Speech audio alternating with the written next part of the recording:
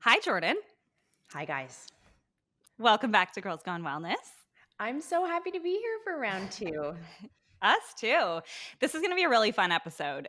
When Jeanette and I were thinking, like, okay, what can we talk about with Jordan? Because I mean, really, we could talk about anything. Like, so I was thinking, like, should we do endometriosis? Should we do celiac? Because I know that you also somewhat recently dealt with that. We were Mhm. like, okay, maybe let's just do what we actually want to do because I would love nothing more than to like sit down, have coffee, and pick your brain about how you have built this like empire. And so I figured let's just do it today.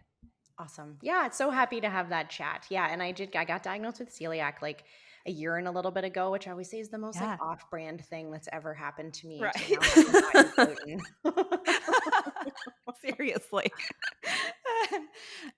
Okay, let's start off with like a little icebreaker. So I want to know when you were a kid, what did you imagine yourself doing as an adult?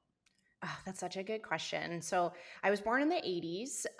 So I have baby boomer parents. And it's interesting as I've like gone through a lot of my own mindset work, I've learned a lot about sort of my path and some of the like decisions versus choices that I made through my career. We'll call them decisions, but they weren't really decisions. When I was growing up, like there really were just choices, not decisions. You could be this or this. You could do this or this. I was good at science, so I could be a doctor or I could be a dentist or I could be a midwife or I could be a physiotherapist. Mhm. It wasn't really a choice, right? It was really it wasn't really a decision. It was really a choice between one, two, or three things. And, I got super lucky with my undergrad where I had the ability to maybe think a little bit more diagonally about career choices. But even then, there was really mostly choices, not decisions. And I think if I had a do over, like if you put me in a 10-year-old's body and then said, okay, Jordan, you're like super good at Fortnite. What are you going to do with your life? I would have chosen a very different, because I would be very good at Fortnite, I will tell you, if I was a 10-year-old. I would have chosen a totally different path. I love product. I love digital product development. I love Mhm. user experience. I love thinking about like tech innovation, and I probably would have been a developer. But Mm. growing up in the 80s, it was like, you be a doctor now. Like that's it. There was no Mhm. real other path. So Yep. I like to think I've made the most of my experience, but if I really had thought about it like back then and maybe didn't have some of those like influential forces at play, I would have chosen a very, very different career because my skill set and my what lights me up is so different than fitting into the box of being a healthcare provider. That's so interesting because I think I resonate with that as well. And I graduated high school in 2017, I think. And even when I was going through high school, it was the same thing. I was good at science, and it was like, okay, you can go be a doctor, you can go through that thing, or you can be an engineer. Or like, it was kind of like you had to pass, and that was kind of really it, at least. And I think it was the same for my like friends that were good in social sciences. Like, okay, you can go to business school, or you can go to law school, and like that was it. But I find it interesting where it's like whatever subjects you kind of excel in school, you kind of get placed into these buckets, right? It's like, okay, you're good at these things. It doesn't matter if you're interested in them, but you're good in them, and this is where you're going to go. Um, I hope that it can change in the future a little bit, but I think it's still kind of like that. I don't know, Vic, if you had that experience as well. I think that I'm like an outlier here because I didn't have the science experience and I've never been good at science. Like I was actually bad at science. I dropped out of grade 11 chemistry because I was like failing it. Like I was bad. And the passion was like for me, it was in like English. And I thought that I would go down that route. And I did. That's what I did in university. But I don't know. I think that I'm a bit of an outlier there because I do think that you put yourself in a box. I think that I had put myself in that box where it was like, you're not good at science, so don't even go there. And I somehow was like, never mind, I'm just going to do my best and push myself out of this. So I'm I glad love I that. did, but I can see how a lot of us end up in that position. Hmm. And I think even like as we graduate, and I think this is like I've thought about this quite a bit, is like when we graduate from school, now we're left with like decisions to make, right? Yeah. Whereas up until that moment, we've just only had choices, right? We had mentors or adults or Right. parents hold out two plates and said, which one do you want to eat? And then we Hmm. graduate and it's like the world is your oyster, but we've never had an oyster. We've never had like Mm-hmm. endless possibility. And I think that's where we often get stuck, is because we're waiting for someone to show us the choice Yeah. rather than having the like internal skills and ability to make a decision about what do I want? What do I want every day to look like? Instead, we're like waiting for someone to show us what to decide between. Yeah. So it's so interesting. And I think that this is such a neat thing to think about, is like, how did you get where you are? It's usually mostly just choices that were presented to you. But now, if you want Yeah. to evolve, you have to make a decision, and you've probably never made a decision before. And so Mhm. now it's like difficult, right? Or you see that Yeah. you don't think you've had the skills to actually do it. Yep. Mm-mm. Especially No. after graduating naturopathic school, you have so many decisions, too many decisions. But I want you to take us back to the moment that you chose naturopathic medicine. What was the why behind that decision? Yeah, it was a very rash decision that I made. So, like, funnily, it was like a Google search, which, like, now knowing like how data centric I am, I'm like, I literally made my career decisions based off of a Google search. But there, I had been collecting some experiences along the way that were showing me that maybe conventional medicine wasn't the right decision for me. Again, at the time, it was many years ago, most schools required things like the MCAT.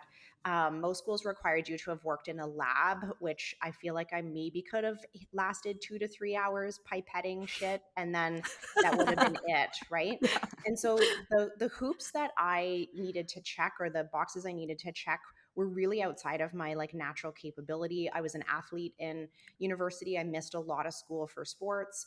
I did great in courses I loved, and then really terribly in courses I didn't love. But I started to collect these little experiences. So my grandpa passed away from medical negligence, like undiagnosed skin cancer for a very long time, and ended up passing away from his skin cancer. And then even watching his like, navigating the system as a person in his 60s without health education was Mhm. such a difficult thing to witness, as someone who was like in school and being like, I'm going to be a doctor to change the world. And then I was like, wait a minute, this is a really horrific experience that my grandpa's having.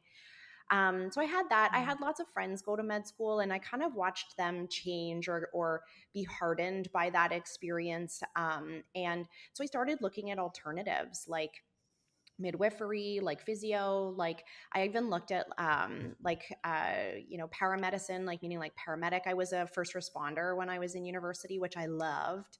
Mhm. And so I looked at all sorts of careers that were outside of conventional medicine, and ended up finding naturopathic medicine like as a Google search of like nutrition, exercise, preventative medicine, and the like come for a day student CCNM thing came up as part of my Google search. And so that's literally how I made the decision. I made a PowerPoint presentation to convince my boomer parents that I should be able to go and pursue this. I'm not joking. I ate it in scenarios, and I showed them my presentation about how this was going to be a viable solution for my like conundrum of not wanting to go to conventional medicine. And that was it. That's how it started for me. Do you still have that PowerPoint? No, and it's like disappointingly, because I've changed computers a couple of times, and that was Yeah, pre-cloud days, right? And Oh right. so gosh. there's some relics that have been lost in the process I'm of sure. updating my computer, but I wish that Yeah, I had it. that'd be really cool to see. When you graduated from CCNM, what was your vision for your career at that time? Like, did you picture yourself here where you are now? What were those, I guess, decisions that you were talking about or thinking about at that time? Yeah, I was really naive at the time. Like Sean is a dentist, no longer practices, so you can see a theme in our household. Um, yeah, Sean was a dentist, and I literally was just like, yeah, I'm gonna have a practice, and it's going to be great. Like I really Mhm. didn't have a lot of intel on what it was going to be like. Again, going to school when the dinosaurs roamed the earth meant like Facebook was released in my fourth year. Like I signed up for a Facebook account while I was in fourth year. And you pretty much just did it to creep your old like high school friends that you hadn't Right. seen in a while, right? Like that was the purpose of it. You weren't using it for business or Mhm. networking. But that's when I joined Facebook, was in my fourth year. And there were only 2 computers at the school that allowed like outside internet, and you could stand at it and then like like you could check your Facebook while you were standing beside the like little ATM, and you could get money out and you could check your Facebook. Um, that's yeah, literally. And so I thankfully had no idea what was going to happen. And I actually think it would be so much more difficult now to mentally, believe in yourself, because you get so much feedback all the time about what everyone else is doing and Mhm. what Mhm. is or isn't possible and who is or isn't crushing it. And I think it would actually be way more difficult now. I had this luxury of like complete ignorance. And so Mhm. it wasn't until, and I've told this story before, I went to Sean's graduation and all the banks were there because they finance dentists doing whatever, well, at that time, whatever they wanted. They're a bit more Mhm. discerning now. And the head of CIBC, who did healthcare loans, told me that it would be better for Sean and I if I didn't work, because I was going to be a tax burden as a naturopathic doctor on his income tax. And I was like, no, that's not going to happen. And then he was like, no, literally, no naturopathic doctor makes enough for it to be beneficial for a household. It's actually better for you to be a dependent financially than it is for you to work. And I remember being like, what an asshole. And then you realize that, like, actually, no, he's like kind of right if I don't hustle and actually make this work. So that was like my sort of beginnings of when I graduated. I actually didn't think it was going to be any other way other than being successful, but I didn't have Mhm. feedback from other people. I didn't like it was, I literally was ignorant. And thank God, right? Because then I didn't actually make any choices based on what I thought might happen to the negative. I only worked in like the realm of possibility all the time. Yeah. No, I think that it did benefit you because I think where Jeanette, I feel like you agree with me on this. I feel like we've talked about this. There's just so much, like, there's so many voices from our field. And like, I talk to you and then I'll talk to someone else in our field and like two completely different things. And I mean, I know who I'm listening to, but we had a lot of experiences in clinic where we were told like you'll never make that much money. You're crazy for thinking that. Or like, no, you can't Mhm. charge. I remember, I won't obviously Mhm. say names, but I remember literally being told like you're crazy if you think you're charging more than $200 for your intake appointment. Mhm. As a new grad, yeah.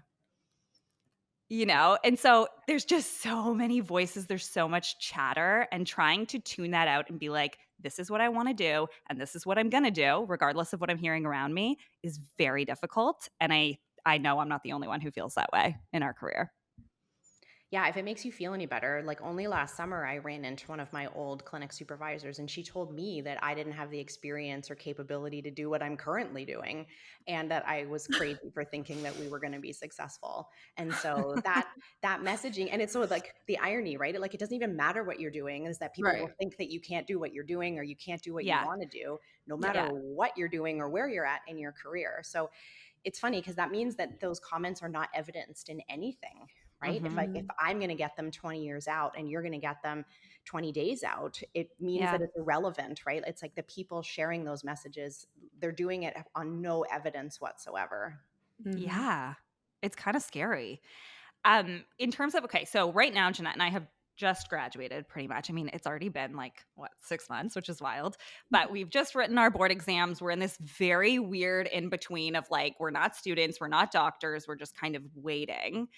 I want to know, what were the first steps that you took after graduation and when you were in this kind of period of time that laid the foundation for where you are today? Yeah, it's so funny. I wish I'd kept, again, Jeanette, we need a time capsule from my life at Yeah. that time. These like terrible business cards that I printed at that time. And I thought they were hot shit, right? Like I really thought they were like, but people were just going to flock to me because of these like, and they were like a soft paper because I'm a naturopath, Mm. so you didn't use like heavy, like, Right. glossy cardstock. It was like granola, fuzzy paper. They were expensive at the time. Um, so right away out of school, I started teaching at McMaster University. So I started teaching before Mhm. I had passed my board exams. I pitched them the courses I wanted to teach, and they asked me if I would start literally 2 weeks later. And so I was actually teaching 1 day a week at the university before I got my license. And that was really that was really a great thing for me, like in so many ways, right? It like allowed me to have a place to put my energy in this, like, like la la land that you're currently living in. Mhm. But it also allowed me to like do some skill building and develop as a professional person while I was waiting for, my opportunity to work as an ND. And so that was what I did right out of the gates. I also got pregnant like right out of the gates, which actually it was maybe, I think it was like in October, November that I got pregnant. So I actually spent like a good portion of that first year being very pregnant and sick. And so I Mm. remember there were moments where I like only worked one day a week, and I'm like, thank God I only work one day a week. Like I was just like mortally ill with my first Mm. baby, and I wouldn't take diclectin. Like I again, like this is so stupid, right? In hindsight, that didn't feel very naturopathic for me to take diclectin, and so instead I just like lied down for a number of months while I waited for it to be over. Oh. Um, but I shadowed a whole bunch of practitioners during that window of time. And I like just, again, had no common sense and just asked everyone, like Mhm. medical doctors, chiropractors. Like I just asked everybody in my community if I could spend the day with them in their clinic. I got a million no's. But one of the yeses landed me my first locum. So my first practice experience was doing a locum for Tracy Malone, actually, who owns Conceive Health, the fertility clinic. I did her locum for her first baby. And so Oh. I got that position by shadowing with as many practitioners as I could during the waiting time. And it allowed me to like make some connections in the community before I was even ready to practice. Mm. Okay, I like that. So, like a piece of advice you would give to a new grad that's in this kind of in between area, like make new connections, reach out to people, like how should we be spending that time? Because I know I'm starting to go a little crazy. Yeah, I think it's, building your habits around practice growth during this window can be quite valuable. So, writing, right? Like long form blog, long form, LinkedIn posts, doing things that you'll thank yourself for later when you have less time. Right. So, I've drawn this graph before and for new grads, but it's like, we hope to get to this place where we have a ton of money and no time, right? And then you can pay for all sorts of things to be done in your practice or buy back your time because now your time's so valuable that we don't care if we pay someone to do activities for us. But at the Right. beginning of your career, you have a ton of time and no money. So do the tasks that you would have hired someone to do if Mhm. you Right. were at your peak, right? You don't wait until you're at your peak to start blogging regularly or wait till you're at your peak to start meeting people or doing webinars or posting on social media. You do it now when you have the time and bandwidth and capability to do it, so that you can give yourself some like groundwork so that when you are ready to practice, you have something to show or something to like offer your audience. Yeah. But also you have the time right now, so banking those assets in your business while you have the time is incredibly valuable, because the sucky is in the middle where you have no time and no money, and that's where we get in like those early parts of practice where Oh no. you're doing your stuff. You're like, I know I'm painting this beautiful picture. But you're doing your stuff. You have some patience. You have Yeah. work to do. But now you have a bit of a time crunch, but you don't have the cash flow of like a well-established practitioner who can pay for help. So now you're Mhm. stuck doing all of it. Like build a bank of assets while you have all this time, because it also gives you a great in when you're starting to work with other organizations. Like I wrote blogs for sleep consultants, and I wrote newspaper articles, and I wrote for the local magazine or like one of those like free newspaper things. I wrote for those guys. I wrote for the health food stores. I just wrote for everybody. And you can like, I still have some of those articles. That's what I did during that time. So I think that's probably the best advice. Yeah, no, that's great advice. I love that. You've told a story before about not being hired by the college to teach nutrition. Can we talk a little bit about that, but also about handling rejection in business and the mindset around that? Because I think this is like a very big obstacle for us as well, especially as new grads. Yeah, and actually, I just met with the college a couple of weeks ago, and we talked about this exactly. Because it's Oh. funny, because like the way that like I experienced the rejection was different than the way they experienced the time as well. And I probably was doing those applications when I was young, arrogant, right? Like all of those things, and now I get to like fondly reflect on those horrible moments in my career and be like, oh, growth, yay! Like. But at the time, it was really difficult because Mhm. my resume was maybe the best there was. And I say that like, with all honesty, I was probably Yeah. the only ND teaching at a university. I had won international teaching awards for innovation in inquiry based teaching in healthcare. Like, honest to goodness, I probably had the best resume that existed out there. But what I was really unfamiliar with at the time was how internalized a lot of their hiring processes are. So even though I had graduated, I like kind of left and then I didn't do a residency, I didn't do it, I wasn't a TA. Mm, I left the system, went and had what I thought were remarkable experiences. And when I came back wanting to help, I realized I hadn't actually jumped through the hoops that were necessary for me to be allowed to help in that institution, mhm, which is fair, like, which is fine, right? If they like want to promote from within and what have you. I find out years and years later, it's very rare for anyone to ever get hired externally, regardless of what their level of experience or capability is. So Mm. whether we agree with that or not, that's just what their actual process was.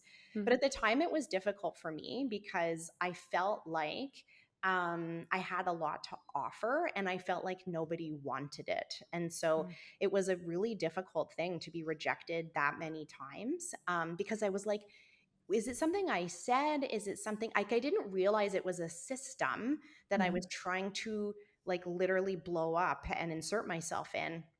I Mhm. actually judged myself quite like heavily at that time for being like, is it because I'm too young? Like because I didn't do a bachelor, like I didn't do an honors degree. I only did 3 years. So I was like 29 applying for these positions. And I really felt like I had a lot to offer, but obviously I wasn't wanted. Like I can look back at it now and say, wow, there were systems at play. I was not playing the game to get those positions. And mhm. Right. thank goodness, right? Like I Yeah. wouldn't be where I am now if I did. Yep. But in those moments, it was pretty difficult. And I'm not sure at that time that I don't think I wasn't handling it really amazing. But one of the quotes I really like, and I don't know who to attribute it to. It's like, if you want to be experienced one day, you have to collect experiences. And Right. so I now just trying to chalk up all of those no's to experiences that then make you who you're going to be in the future. And the right things, you get the right jobs for you and you don't get the wrong Mhm. jobs. And so when you're being rejected, it's because it's not a match, right, for you right now. And it's also not something that's going to get you to where you are needing to go. Mhm, Yeah, I think it's a good reminder that like rejection is still part of your path, right? Like it's actually an important part of your path. It kind of Totally. puts you where you need to be. I think it's unfortunate for us because I would have loved the opportunity to learn from yes, you, but yes. it does make sense. And I think the realization that like it has nothing to do with you. Like we take it very personally when people reject us and we think that it's us, but a lot of times it's a system thing, right? It's unfortunate. We don't have to agree with that, but it is the reality. When you graduated, how long after did you start Clarity? I opened my clinic my daughter was born in 2011 and I opened it in 2013. So she was like Okay. 18 months. And the real tipping point was her going into full-time care, like full-time Right. daycare. It was really not the right time in our lives. Like we had just Yeah. opened Sean's dental practice.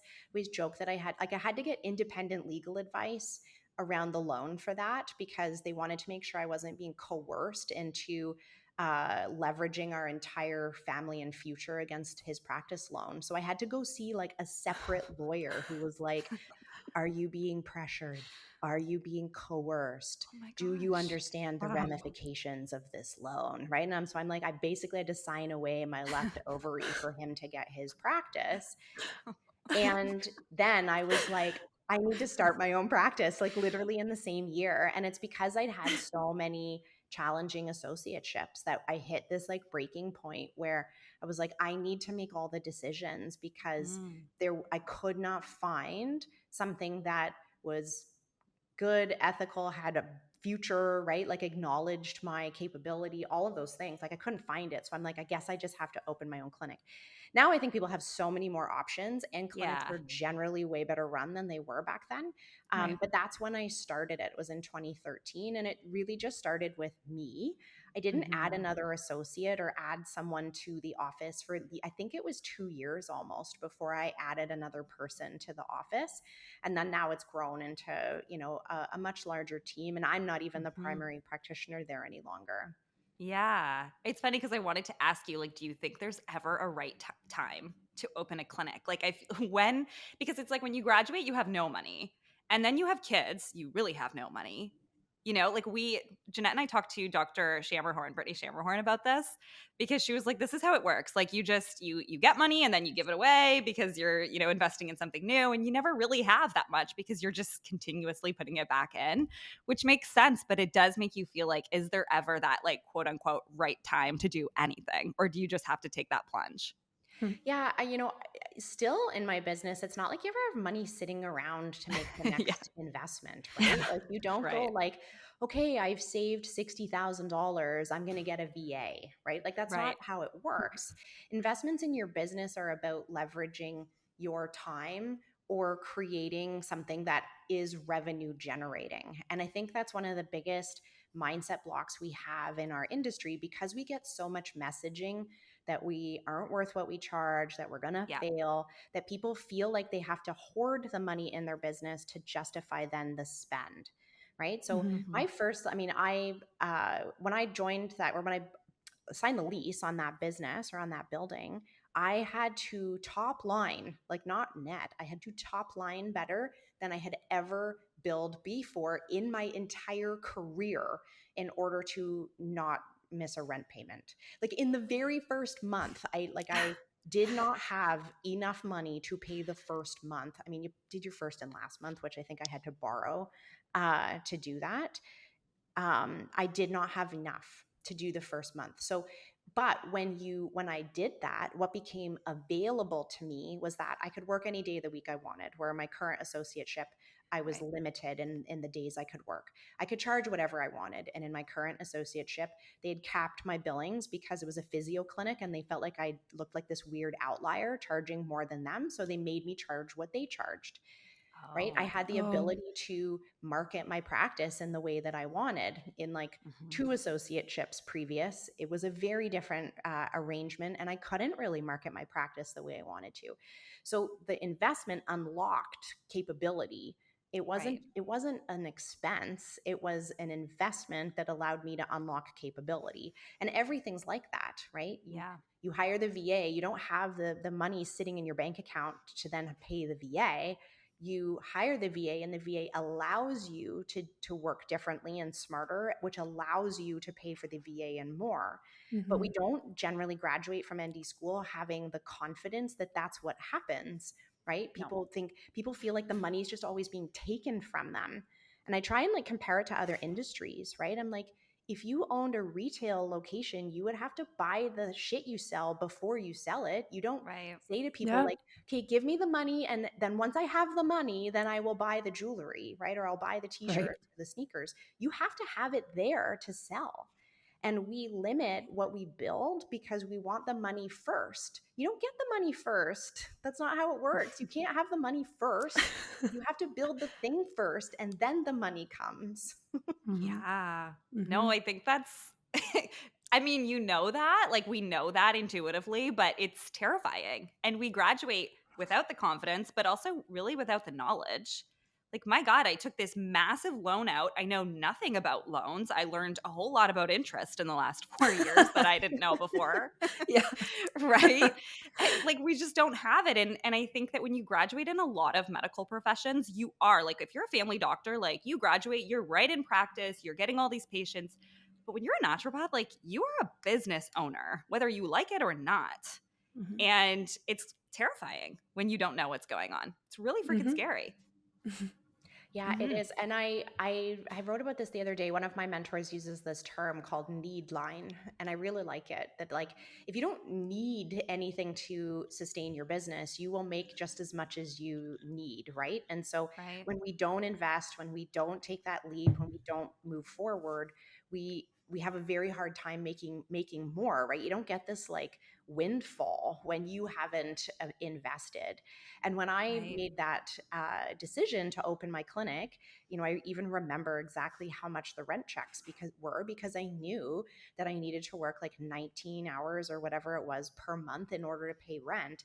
And I started tracking it in my paper calendar because I had a paper calendar, and I had a circle at the top written in pencil. And every time someone booked, I erased it and I wrote like, okay, 16.5 hours left to get in the calendar.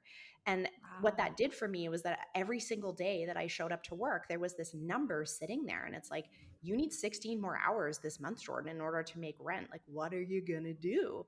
And then all of a sudden, my lunch was at a local cafe, or I was dropping my business cards off at the coffee roastery, or I was putting them on the bulletin board at City Hall, like because Yeah. I knew I needed 16 more hours. So I guess I better talk to people about what I'm doing.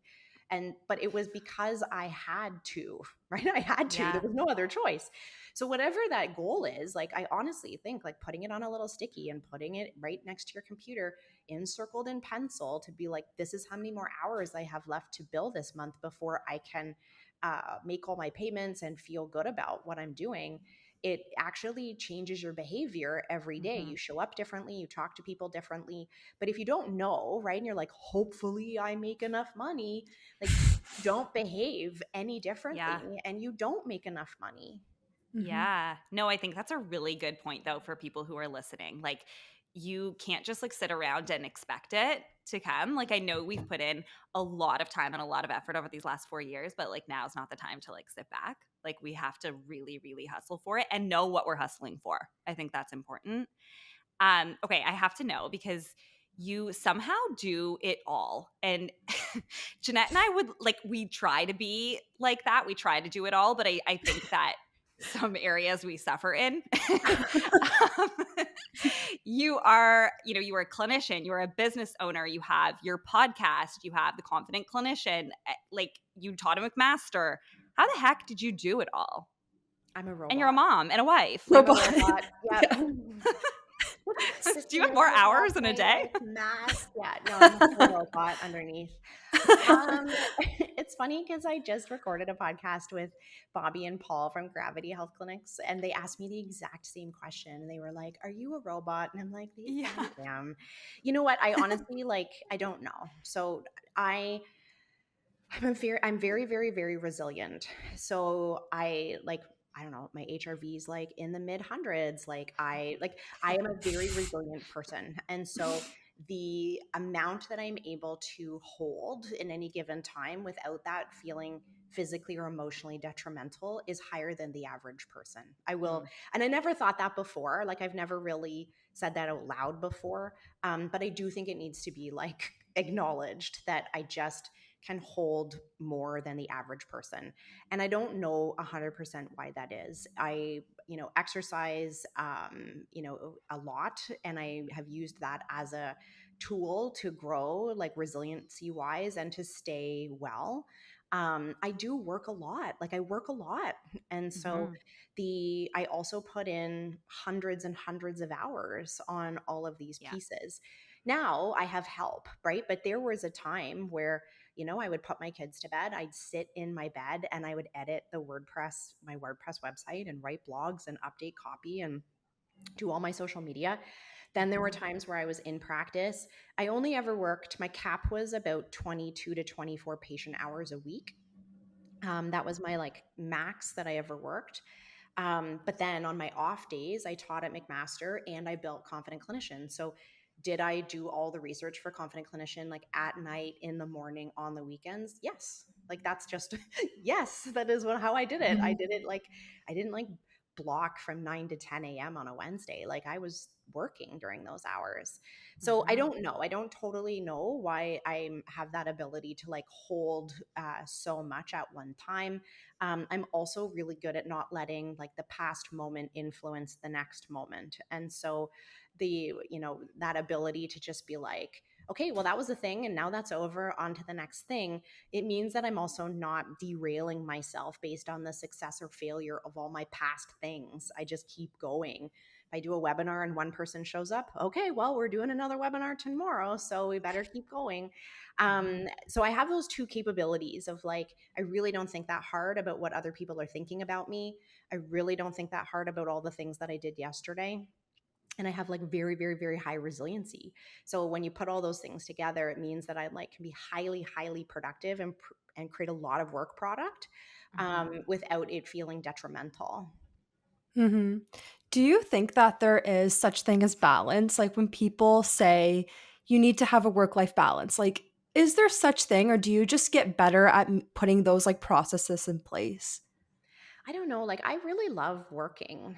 And I think that idea of work-life balance, like I think if I worked like in a factory, or if I worked a job that wasn't, my personal mission or as fulfilling, I would want to clock out at a particular time and not look Mhm. back until I Yeah. had to go back, right? Right. I would like that's how I would treat that kind of position. And I think sometimes when we talk about work-life balance, but for our more like passion-driven people and individuals, we make them feel shameful for wanting to work. Like Yeah. I Yeah. we talked about this in my mastermind actually one day. We were like, do we feel judged for wanting to work all the time? And like the answer was kind of yeah. Like Mm-hmm. we kind of do Yeah. feel judged about it because everyone's like, how crazy your schedule is and how you say yes to everything, that must be bad for you. I'm like, Right. well, if I was like screwing a screw or doing a thing that required me to be mindless and not interacting with people and not, doing my passion, then sure, yeah, like absolutely, I shouldn't be thinking about that job when I'm not at work. But Mhm. that's my job is also part of my like whole goal and passion and my Mhm. identity. And so if Yeah. I work a million hours in a week, great.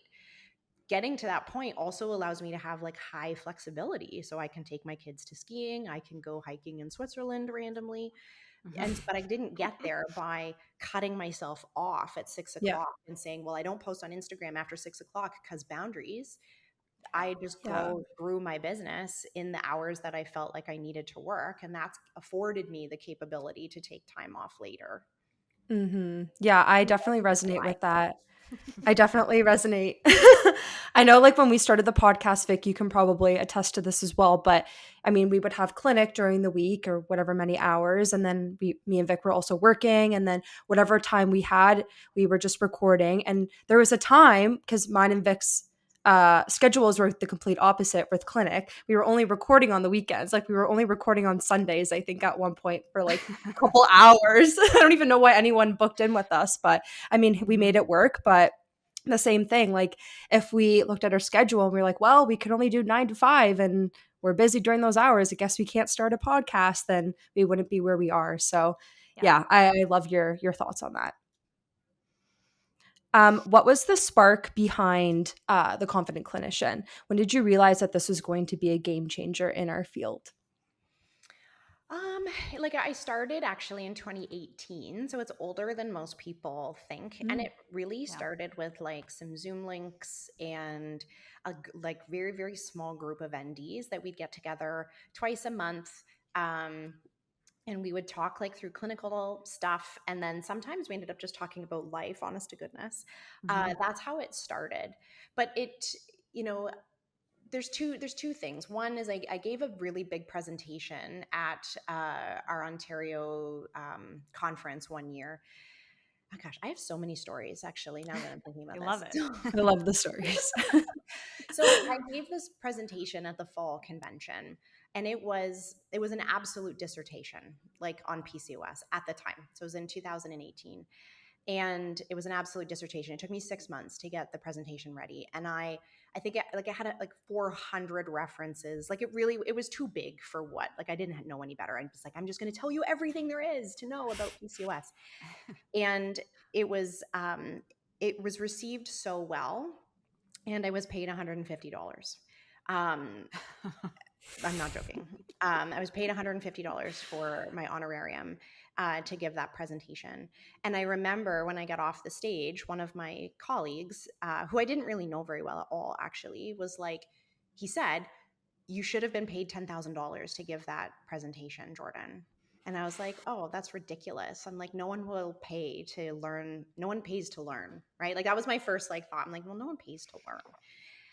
And then I took that course and I was like, wait a minute, like, not that it was about money per se, but it was about like leveraging my expertise in a way that actually supported clinicians. Because he said you should have been paid $10,000 because that was transformative for the people in Mhm. the audience. That will change the way that naturopathic doctors in Ontario practice for PCOS forever. And I was like, Yeah. well, that's such a transformative thing. Like, I guess it's worth quite a bit, actually. If we transform the way the clinicians can show up every day, that actually is like a viable thing that we should be supporting clinicians in doing. And maybe there's like something there. And then people started asking me to teach them. And that's how we started the little like monthly membership. And honestly, it was $35 at the time, like $35. And then you could hang out with me on Zoom. And we started to like build this knowledge base of work.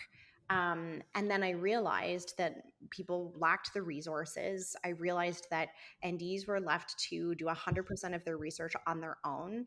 We had no standards of care, and none of the groups that I would maybe consider to be the leaders in the profession were willing to take on that very contentious conversation about standards of care. It was Mhm. like every governing body, every association would not touch this idea of evidence with a 10-foot pole because they didn't want people to be upset. And I was Yep. like, our risk here is that we become obsolete. Our risk Yeah. is that we never get in healthcare on teams or be able to sit at the table with other clinicians if we don't do this. So Mhm. it became this like intersection of like, I have transformative work for clinicians. No one else is willing to have this conversation in the public sector. And so maybe we need a private entity that's going to take this on. And I just freaking love it. And so it became this like intersection for me, realizing that we could create an entire system where clinicians could have access to work. They could also contribute to the work, and we could build the up to date, right? We could build what up to date has built for naturopathic doctors if we all lean in and pay a month, like a membership fee that gave us Yeah. access to the work. I could actually create an entire system and infrastructure for us to house all of it and keep it up to date if everyone paid into an experience that allowed them to have access to it. So that's kind of what created it in the beginning, was realizing that if we like move the masses, we actually could do quite amazing things together as a community. And for everyone to Mhm. pitch in, $1,000 or $1,500 or whatever the price point has been over the years, it allows me to create the infrastructure they need to do better in practice and have that transformation with our work. So that's where it came from. Mhm. It was I very love it. long-winded. I'm sorry. No, no, no. It's so fascinating. It's really good to know kind of the thought process behind that. Now, I do wonder because earlier we had talked about how you have to kind of have that product before you make the money. How the Mhm. heck did you put all of that time into building something before you could charge for memberships? Because like there was a lot of information on there. Did you do that all yourself? Did you have help? No, not at first. Yeah, so the first like 18 months, I did actually, it was like maybe the first 2.5 years, I did 100% of the content. Wow. Um, yeah, 100% of the content. The first, and so pre TCC, like when we did like the beta years, Yeah. plus the first year and a quarter, which I know to the day because I was so happy that someone else had been hired to do a module that I actually remember when it was and who it was. But I taught for the first like year and a bit of TCC plus the previous year and a half of our beta group.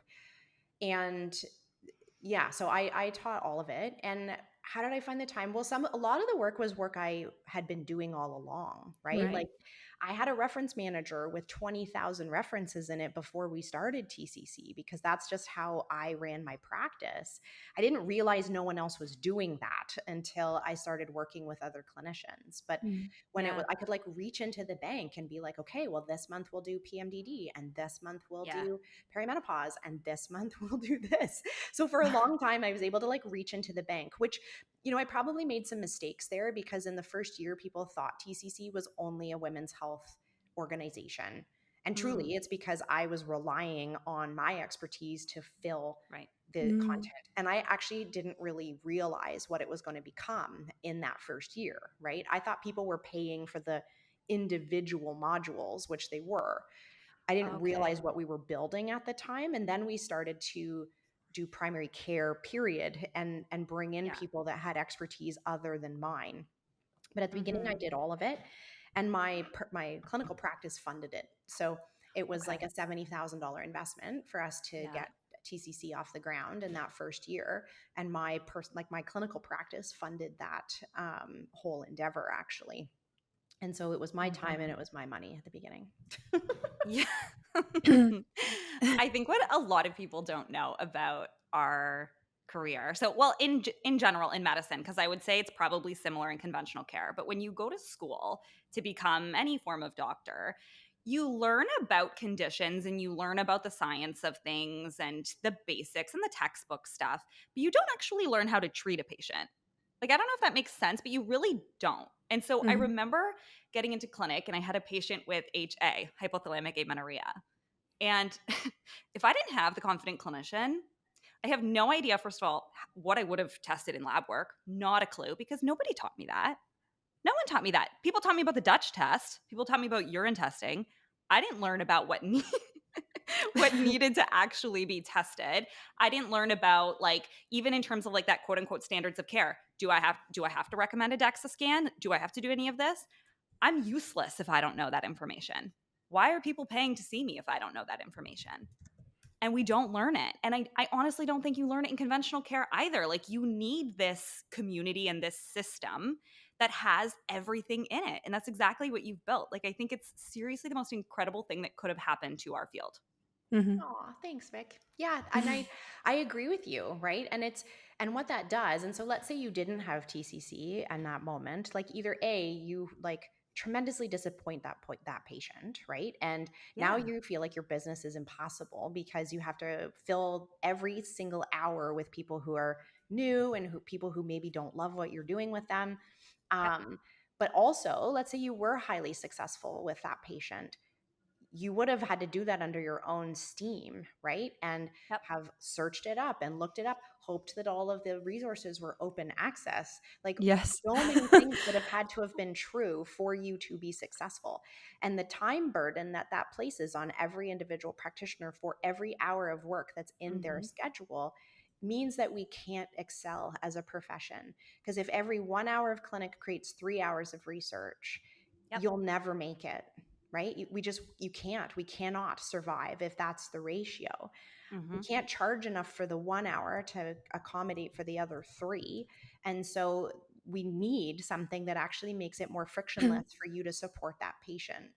Mhm. I completely agree, and I know, Vic, you probably had, people in your clinic groups that were like this as well, but a lot of the times in clinic, we would have max 4 patients, I think?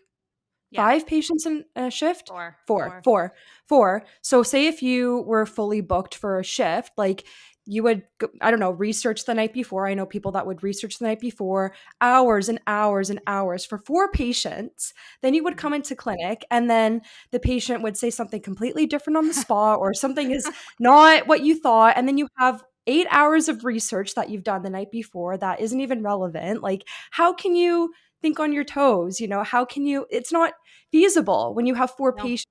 You're gonna have more than 4 patients, I would hope, in a day when you're in clinic. So, yeah, Mm-hmm. this resource is needed.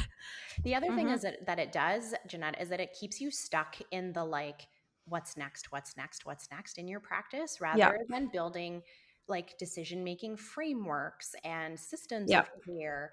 It keeps you stuck Mhm. one patient to another. So if on Monday you have a patient with hypothyroidism and you haven't seen that in a while, and you spend a million years researching it, and like next Thursday you also have a patient with hypothyroidism, the Yep. ability for that work that you did to actually make it to that next appointment is kind of low, because Right. Mm-hmm. the methods by which you researched that person was frantic. It was Yep. not, it's not relaxed. You're not able to sit back and think from like a systems perspective, because you're like, Mhm. oh no, I need information for this next patient. Yep. Whereas when we've given you 90% of the answers, it allows you to create systems for yourself. It allows you to have thought process for how you work through cases. And that's actually how we build better clinicians, right? It's like, Yep. we hand you the answers, we hand you some constructs for how to think it through, and then you get to show up as your beautiful self in the actual appointment rather Yeah, than worrying about what you're going to say to your patient. exactly. Yes. Yes. Mhm. Yeah. Nobody talks about the anxiety that you have when you're sitting in front of a patient. You have no idea what you're going to say next. Like sometimes I'm Yeah. like, am I even listening to the patient or am I thinking about what I'm going to Yeah. say? Totally. Yeah, and then you Like, lose the ability to like actually learn and that like no one's yes. learning, Yeah. right? If they have like Yeah. 9,000 tabs open in their brain and In they're the like, I'm brain. pretty sure in BotMed 303 they said something Yes. about this and I'm just trying to remember what it is. Yeah. And actually, and I'll say it now, we actually we're quite committed to the students actually having a positive experience in their schooling. And so we've Hmm. actually just introduced a student pricing tier for clinicians or soon to be clinicians who are in school right now.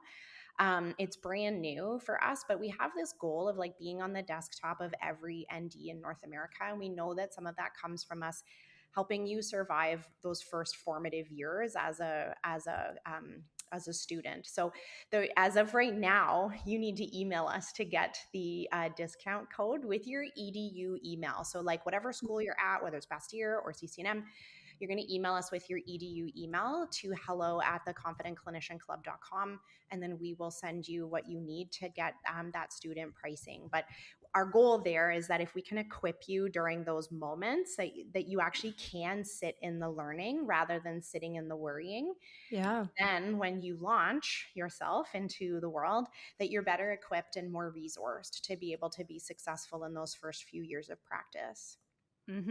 I love it. That's fantastic to hear. I do think too, just so people know, if they don't have it yet and they're interested in getting it, you don't have to. This is the issue I had when I first got the Confident Clinician. I was like, okay, how am I going to watch every single video on here? Like, how am I going to literally be the smartest person in the world and watch all of these lectures? But you don't have to. So for me, with the example of HA, the hypothalamic amenorrhea, when I pulled it up on the Confident Clinician with my tab and then I had my chart, I had it all there, but you have like a summary of this is what you should do, like on the spot. And so I looked like I was the most confident person in the world. Like there was no anxiety there. It was like, oh yeah, I know how to treat this. Like, no big deal. But later I can go in and I can learn more about it. When I have time, when I'm doing my hair in the morning, instead of throwing on a podcast, I can throw on a Confident Clinician lecture. But in that moment, when you're like, oh my God, I thought I was talking about PCOS today, but it turns out this patient actually has HA, and I don't know what to do, you have it there with you. It's like having, it's having everything you need in one tab, right? So I That's think it's cool. fantastic that you're giving this discount to students because we all know how financially well off we are when we're in school. I want to move on and talk about risk a little bit because I think that obviously what we've been talking about this whole episode really is you taking risks, right?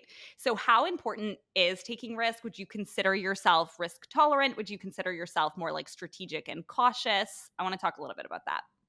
Yeah, I'm pretty risk tolerant, but more so when I'm betting on myself, right? So I'm not awesome at betting on, I'm awesome at betting on other people in certain circumstances, and some of that's when I've been able to support them through this risk. So Yeah. a lot of the educators in Confident Clinician have moved through our system of being experts, being fellows, being coached and supported, and becoming exceptional clinicians. And then we take the risk on them to teach.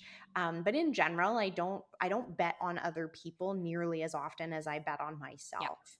If you gave me an extra $10,000, I would spend it on myself. I wouldn't put it in the market, right? I always think that's so interesting that like we're willing to like bet on other people's companies and hope for a 4% return, and then we Right. won't bet on our own company when we are literally the person who decides whether or not it will be successful or not. So I've never seen betting on myself as being like particularly risky because I know that it's going to work out. I know that I'm going to make it happen. There's not very many times I can count where I've like financially invested in something and it didn't at the very least break even, like ever. I can't even think of a project that just has only broken even and not been Right. something more. So I do tend to have a lot of risk tolerance.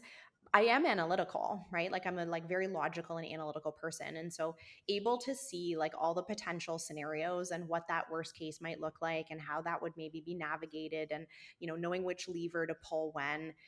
There is calculation. So it's like calculated risk tolerance is maybe the best way to describe it.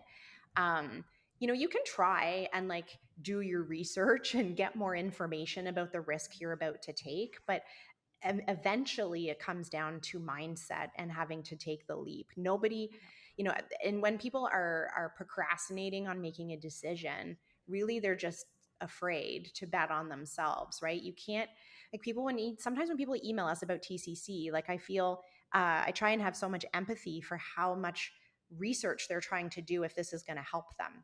Well, is this topic there? Well, what time are the calls? Well, what if, does it do this? How easy is it to download it? What is the onboarding like? What happens if this? Who can I talk to?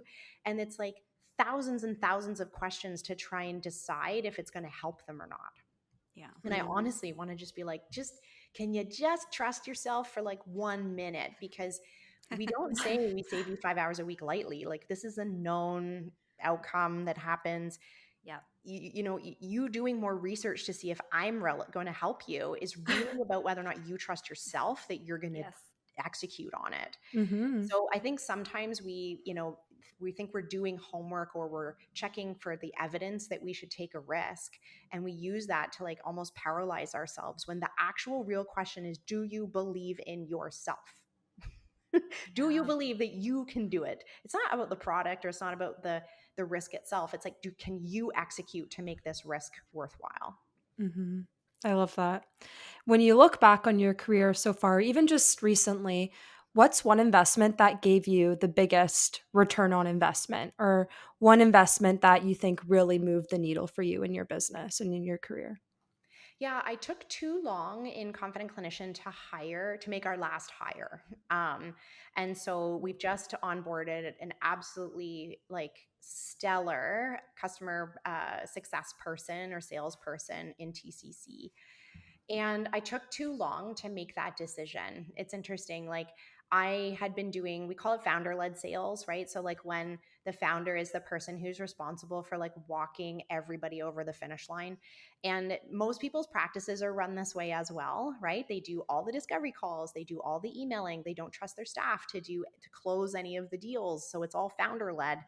We actually have a webinar coming up about this. And that is limiting, right? Like maybe you close 100% of the discovery calls in your calendar, and that is incredible. But you are spending a lot of time doing that, and someone else could probably do it and hit it out of the park 8 out of 10 times. Yeah. And quite often as a founder, we delay hiring because we think that we're the ones that need to do it, or we're the ones that are best equipped for it, or we're doing a good job at it. And so then we don't realize how valuable another person could be in doing it. And since we've hired Jen, she's blown my stats out of the water. So she onboards way more people than I ever did. The connections she's made, like the positive experience that people have had in connecting with her and having demos with her, and like she's crushing me as far as her stats go. And Wow. it's so funny because I'm like, why did I wait so long for that level of help? But what that's done for me is like this week, I'm meeting with 3 tech companies about integration. I'm meeting with partners. I'm doing podcasts. I'm doing the things I should be doing. But I like limited myself from being able to do this because I was busy doing someone else's job.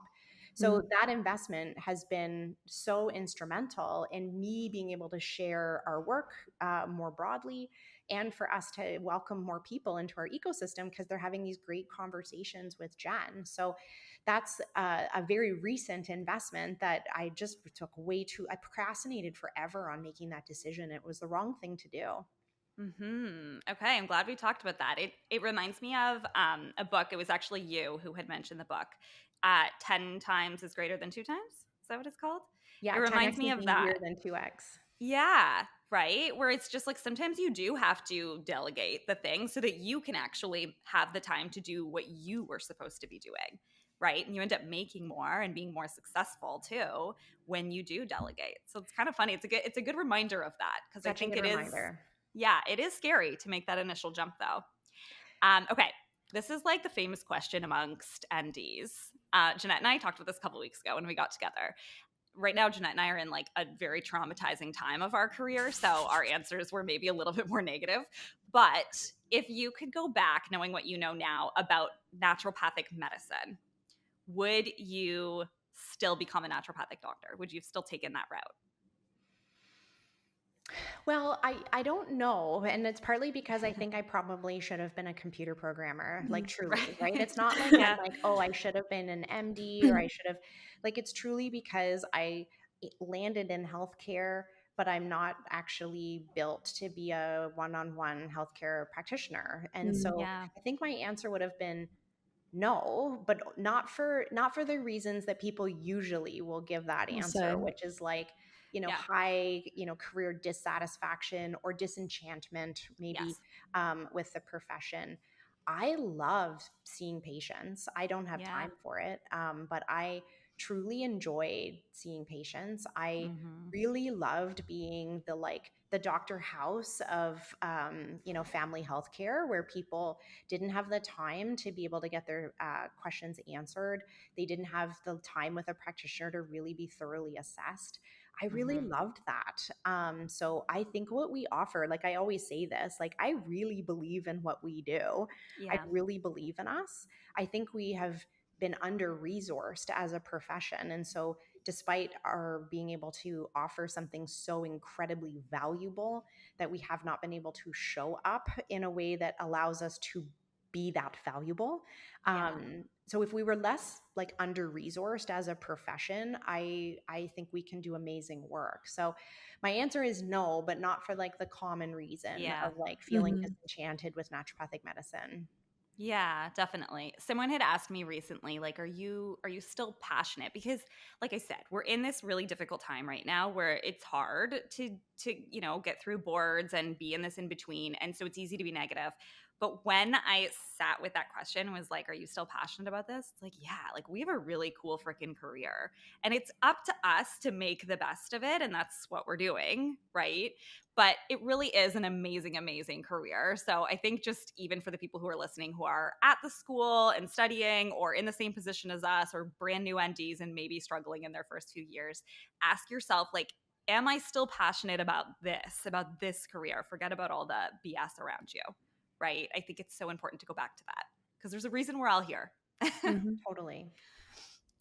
What is the worst advice that you see young clinicians still being told today? Ooh, I feel a little out of touch with that. Like, what are young clinicians being told today? I think we're underselling ourselves, and I think we're being given advice like you are not worth what you think you're worth. Mhm. Yeah, I'm wondering if any of those people have actually done the math on what it costs to go to work, right? Like, I Yeah. so we did this exercise in TCC. It's actually on the TCC dashboard around like raising your rates. And we went through an exercise where we mapped out the cost of the hour of work to you as a practitioner.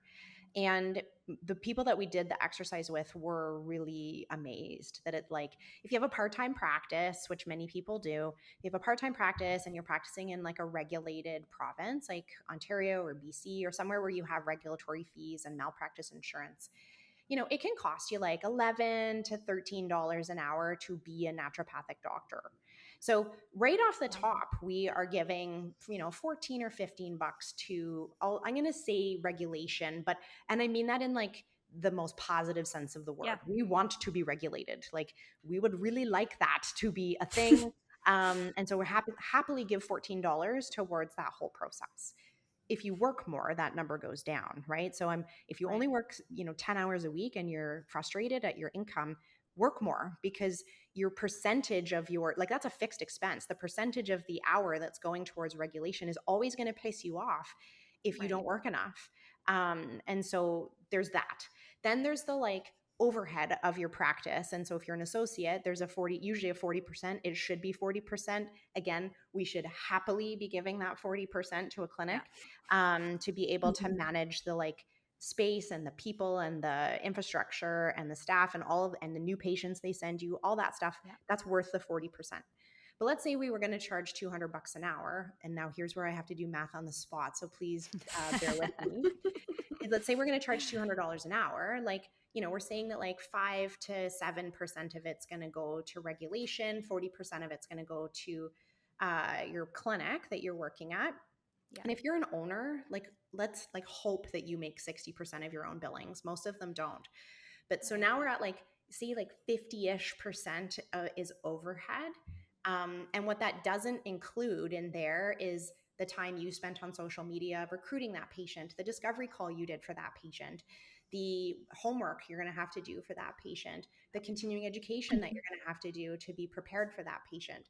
So now we're creeping into that 50%, and what's left is maybe 40, or what's left is, maybe like 40% or less is left over for you as your income. And then if you live in a resourced country, as we do, then you have income tax on top of that and whatnot. So we're left with like maybe 25 to 30% of that being your take home in your pocket money. So first of all, patients don't know that. And so they think you're taking the $300 and going, oh, thank you very much. I'm going to go get a latte and a handbag and like all of these things with this money. Patients are not really, they don't really understand that like 30% of the money actually goes to the practitioner and 70% goes to the infrastructure required to run a healthcare business. Right.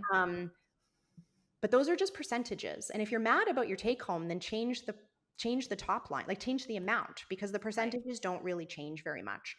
So if you're mad about the amount that's left over, you increase the amount that you bill per hour. So instead of it being 200 an hour, now it's 300 an hour.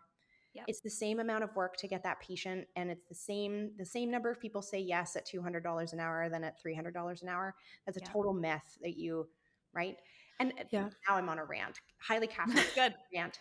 That like, do patients really think, patients don't think you're going to transform their health for $200. And so if you say you're going to transform their health, at least charge a number that makes more sense. Right? Yep. It's like you're making a promise that like does not look like you can do that for that rate. So just a food for thought. So if you don't like the amount, then charge more. If you don't like the percentage that's going towards regulation and your time on social and all of that, then work more. Right? Like those are the two levers you can pull. But the number of practitioners we work with that work less than 12 hours a week and charge $180 an hour, and then they're mad at their clinic owner, they're mad at the school, they're mad at the college, they're mad at everyone. And I'm like, the two levers that fix this, you get to pull, right? You get to pull both. You can work more and you can charge more. And so I don't remember the question. It was, what's the worst business advice? It's that you need to like work more, like you need to like put in hours to be good enough to charge that. You won't make it, right? You won't live long enough in order to be, experienced enough to charge that if you don't start from the beginning with a rate that's appropriate. Yeah. If you want, and if you're a new grad and you're like, but I make your appointment slightly longer for the fee if you really need to, right? Make it $300 and spend 90 minutes with them. If you honest to goodness feel like you want to have a junior stylist rate, which that's always bothered me, right? You're not junior stylists, right? We're not having a shitty bob haircut from new grads. Like if anything, the new grads are great. But we treat you that way, that you're the junior stylist. If you honest to goodness need a junior stylist situation, then see the patient for longer, but keep the rate the same. Because you want that $300 to be the absolute bare ass minimum that you charge to talk to you. Make the appointment slightly longer if you want to accommodate for your lack of experience. Don't shorten the appointment and cut down on the cost, because it means you're going to attract people into your practice you're going to have to get rid of when you're ready to charge more. Right. And so just charge more and see them longer. If you honestly need a reason to, or if you need something to like change to make you feel better about that rate, just make your appointments longer. You have space for it in your calendar. But please don't charge less than $200 an hour. It just doesn't work. I know the whole like new grad charging 50% less kind of thing always rubbed me the wrong way. But I'm really glad that you touched on that, because I'm sure a lot of people are thinking when they're setting up their practices now after graduating and passing all these licensing exams, you're thinking, oh, how much do I charge? How long are my appointments? All these things. And I know like we were taught during school, like never charge what an ND 20 years in practice is charging. Like who do you think you are if you are charging that? So I'm glad that you touched on that. I've always hated that like you feel like we need you to like walk uphill in the snow both ways for 20 years before you're valuable in this profession. You're valuable like today, right? And there are lots of practitioners who've been out for 20 years who haven't cracked a book in 20 years. And so Right. I don't think they're worth $300 an hour. And so if you are brand new, if you are, and you are working hard at being great, then you're worth what you're worth, right? But I don't know why years of service became the most exciting thing we talk about with practitioners. It's the least relevant part of the conversation is how long it's been since you graduated. Yeah, I love that. What's the best piece of advice you took and would give to others? I mean, really early in my career, I loved this great marketing advice that I got that helped me just reframe the way I showed up on social media and the way I showed up in my emails. And it was basically saying, and I think people are better at it now, but this again, remember, Facebook was invented while I was graduating, is that people have a question, you're the answer. So what was the question? And it was a really helpful way for me to frame all of my marketing, because if you are the answer, what was their question?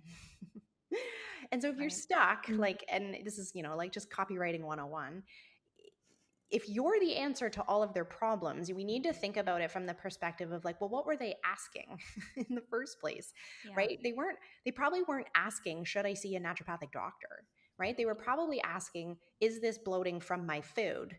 And if you're the answer, we need to educate people around why you're the answer, and you need to keep yourself central to the answer.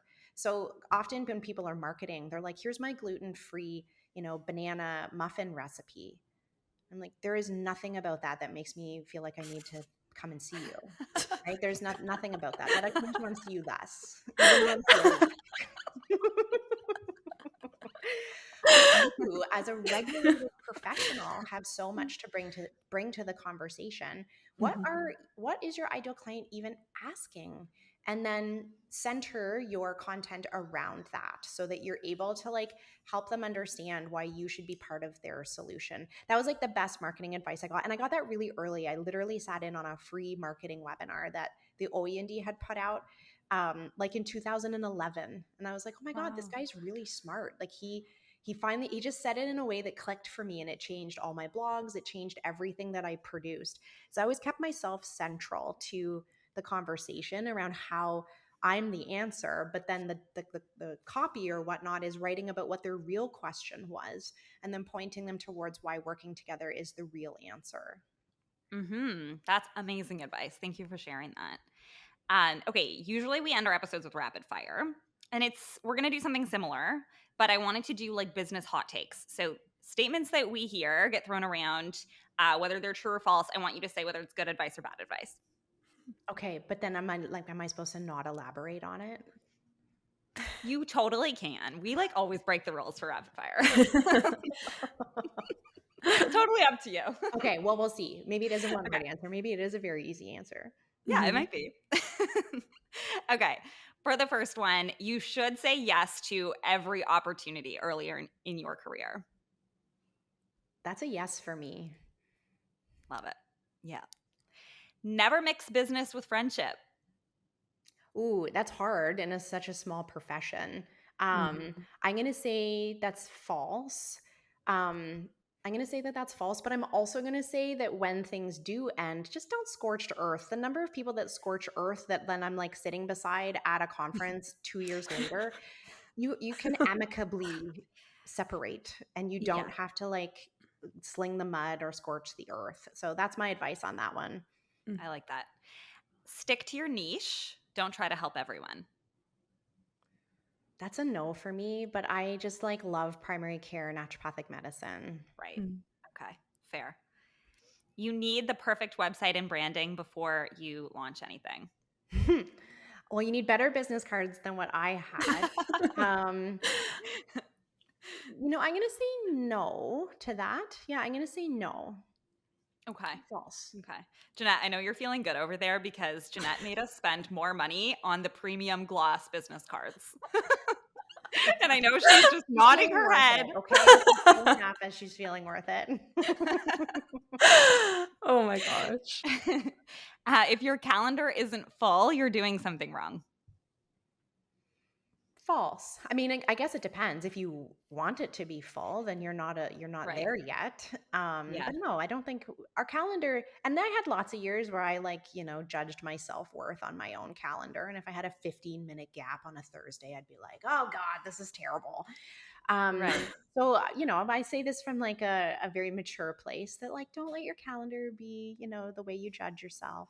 Mm. Right. Okay. Mhm. If you want something done right, do it yourself. That's a no. You're a naturopathic doctor. If you want naturopathic doctoring done right, then do that part. But we're Yeah. not great at most other things, truthfully. That's so true. I needed to hear that, actually. Yeah. Perfectionism kills more businesses than bad strategy ever will. 100% agree with that. Yeah, Yeah. 100% agree. People don't value what they don't pay for. Ooh, I'm gonna say agree, and that's like that's a spicy one, but I'm gonna say agree, right? Like, and pay for. I'm gonna maybe say if we insert in pay for, like meaning like invest, and so that could be time, that could be money, but like Yeah. if something's not of value to you, then you don't invest in it in some way, Right. shape, or form. But often we're talking about money when we're talking about investment. So I'm gonna say that's actually true. Mm-hmm. And then the last one, you can't build wealth without learning to manage risk. I'm gonna say that's true. I'm gonna say that's true. Okay. Love it. Love it. That was a good round. That was good. Yeah. It's pretty quick. Yeah. Thank you so much for coming on today, Jordan. We really appreciate it. I learned so much, and I'm sure a lot of new grads and students and new NDs, old NDs will also learn a lot too. I feel like this Old was NDs. older NDs. Oh my gosh. Gonna have to cut that out. They're gonna hate Sorry. us. older. I fall in the category of old ladies now, and now I No. just like I accept. It's okay. Yep. I feel like I learned more in this episode than I did in my business courses throughout CCNM. So I really, really appreciate it. Can you let our listeners know where they can find you, where they can find Confident Clinician, who they can email, all that stuff? Yeah, so our website is confidentclinicianclub.com, and there's tons of free resources there. Like truly, if you don't have a dime to invest in your work or your career, you can always find lots of information, blogs, webinars, templates. We have a great patient retention template there right now, and you can find all of that stuff there. It also includes a pricing page that goes through our 2 pricing tiers. So for newer grads, we're encouraging that monthly membership. It does give you access to like in the moment question and answer. You get to dialogue with our experts through our search bar, get help while in the moment while you're with patients, get your letters written, all of that kind of stuff. It's really intended for practitioners who are having a hard time thinking beyond the next patient visit, right? You're kind of going question to question, visit to visit. We want to be on your desktop. We want to be there to support you. So we've created a pricing tier that actually allows you to access our work at a low investment, to be able to support you while you're with your patients. We also have that mastery level membership, which is really intended for practitioners who are ready to build systems and authority in their practice. It gives you access to all the videos and all the additional, more deep dive training. That's the kind of stuff that you're going to use to then give your webinars and use to do your blog posts, etc., to build your authority in your community. So the pricing and the inclusions for each of the tiers is available there. That's the best place. We also hang out on Instagram. So my personal Instagram is drjordannd, so Dr. Jordan ND. And then the Confident Clinician has its own Instagram where we're often publishing some of the research highlights from the month or questions that our community has asked. We always feature great clinicians there as well. And then my personal is a little bit more the like BTS of Confident Clinician, as well as just like my own personal work with inside TCC, which does include some research updates as well. So that's the best place. If you're a student, like I said earlier in the show, you are going to email us to get access to that student pricing. So it's hello@confidentclinicianclub.com or theconfidentclinicianclub.com, which hopefully we have written down somewhere. Yeah, we will. for you so that you can get access to that. And our only request is that you email us from your edu email, just so that we can keep dibs on your student journey. But that's that's where to find all the things. Amazing. Thank you so much. Thank you. Yeah, thanks for having me.